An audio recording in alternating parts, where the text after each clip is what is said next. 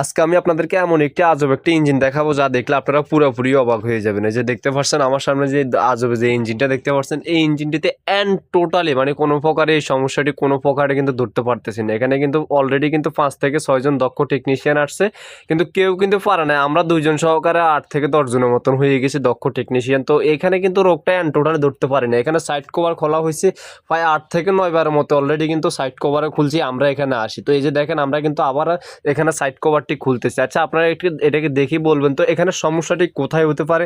আমি আপনাদেরকে সাইড কভারটি একটু খুলে দেখাচ্ছি যে আপনারা এখানে কোন জায়গার মধ্যে এরকম সমস্যা হতে পারে যে এই সমস্যাটি টোটালি কোনো প্রকার ধরতে পারে না। এবং 8 থেকে 10 জন দক্ষ টেকনিশিয়ানও আসছে টোটালি কোনো প্রকারের সমস্যাটি ধরতে পারে না। এখানে কিন্তু ইঞ্জিনের সবগুলা মালামালও কিন্তু আমরা খুলে ফেলছি, একেবারে সবগুলা মালামালও কিন্তু আমরা এখানে অনেকগুলা মালামাল চেঞ্জও করি, কিন্তু এই সমস্যাটি কোনো প্রকার ধরতে পারতেছি না।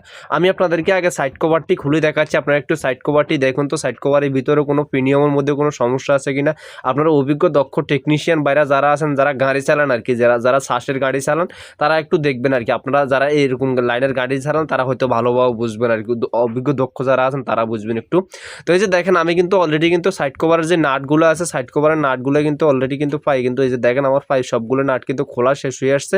আমার আর শুধুমাত্র 2টা নাট খোলা হয়ে গেলে তাহলে কিন্তু আবার মনে করেন সাইড কভারটা আমি খুলে ফেলতে পারবো। এখানে ভাই আমার টোটালি মানে কোনো প্রকারে এই রোগটা টোটালি আমি কোনো প্রকার ধরতে পারি না। আপনারা একটু যদি কেউ যদি আমাকে একটু হেল্প করেন তাহলে কিন্তু অবশ্যই রোগটা আমি ধরে ফেলতে পারবো। আপনারা একটু দেখে বলবেন আর কি। যে দেখেন আমার কিন্তু প্রায় অলরেডি কিন্তু সাইড কভারটি প্রায় খোলা শেষে আসছে। আমার কিন্তু আর 2টা নাট আছে, 2টা নাট খোলার পর কিন্তু সাইড কভারটি আমি আপনাদেরকে খুলে দেখাই যে আমার কোথায় মানে সমস্যা আছে। ভাই কি প্রচুর পরিমাণে গরম পড়তেছে, এটা গরমের বলার বাহিরে। মনে করেন কি প্রচুর পরিমাণ গরম পড়তেছে, অতিরিক্ত গরমের কারণে কি প্রচুর পরিমাণে ঘামাই গেছে, এটা বলাহীন বাইরে। গরমের ভিতরে কি পরিমাণ কাজ করতে কি পরিমাণ যে কষ্ট লাগে, এটা একমাত্র যারা গাড়ি চালান, আপনারা যারা গাড়ি চালান তারা কইতে পারবেন যে কি পরিমাণ কষ্ট হয় গরমের ভিতরে গাড়ি চালাতে। তো এই যে দেখেন আমরা কিন্তু অলরেডি কিন্তু প্রায় সাইড কভারটি অলরেডি খুলে ফেলছি। তো সাইড কভারটি খোলার পরে টোটালি মানে কোনো প্রকারে আর একটা নাট আছে, আমি আপনাদেরকে দেখাই। এই নাটটি খোলা হয়ে যাবে তারপরে কিন্তু আমি আপনাদেরকে দেখাবো যে সাইড কভারের মধ্যে কি সমস্যা হতে পারে। আমরা তেলার লাইনটি এখন একটু ছেড়ে দিচ্ছি। তেলার লাইনটি ছেড়ে দেওয়ার পর তারপরে এখানে সাইড কভারটি খোলা হবে।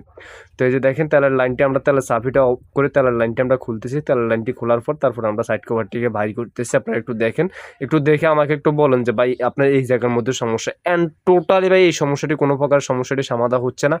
টোটালি ভাই কোনো প্রকার এই সমস্যাটি সমাধান করতে পারতেছি না। যে দেখেন এখানে কিন্তু যে প্রিমিয়ামগুলো দেখেন, এখানে প্রিমিয়ামগুলো কিন্তু অ্যাকুরেটভাবে সবগুলো সুন্দরভাবে অ্যাকুরেটভাবে বসাইছি। বসানোর পরও কিন্তু এই রোগটা টোটালি ধরতে পারে না। এখানে রোগটা হচ্ছে যে এখানে ইঞ্জিনটা অতিরিক্তভাবে তেল খাওয়ার পাশাপাশি ইঞ্জিনটা অতিরিক্তভাবে ভাড়ে যেতেছে, মানে একটু একটু কমে যায় আবার অতিরিক্তভাবে ভাড়ে যায়। ইঞ্জিন কমে যেতেছে আর ভাড়ে যেতেছে, কোনো প্রকারে রোগটা সমস্যাটি সমাধান করতে পারতেছে না। ইঞ্জিন লোড টানতে পারতেছে না, টোটালি কোনো প্রকারের লোডই টানতে পারতেছে না।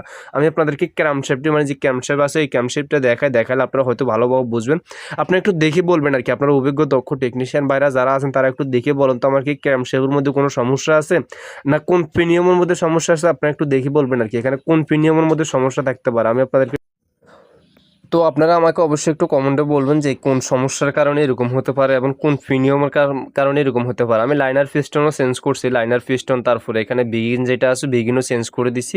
আর এখানে যে দেখেন আমি যে ক্যামশেফ আছে ক্যামশেফটিকে দেখতেছি আর কি। আপনারা একটু দেখে বলবেন আর কি কোন প্রিমিয়ামের মধ্যে সমস্যা থাকতে পারে। আমি আপনাদের কমেন্টগুলো দেখে সমস্যাটি সমাধান করতে পারলে তাহলে কিন্তু আমি আপনাদেরকে নিয়ে আরেকটি নতুন ভিডিও দিব। তো আপনারা কিন্তু আমাকে একটু সমস্যার কথা বলবেন যে কোথায় সমস্যা হতে পারে। আপনারা যদি কেউ জানেন তাহলে বলবেন আর কি, যদি না জানেন তাহলে কি বলতে পারবেন নাকি, এতটুকু আর কি। তো আপনাদের কাছে এতটুকু অনুরোধ থাকলো, আপনারা একটু যদি কেউ জানেন তাহলে আমাকে একটু বলবেন। ধন্যবাদ, সবাই ভালো থাকেন।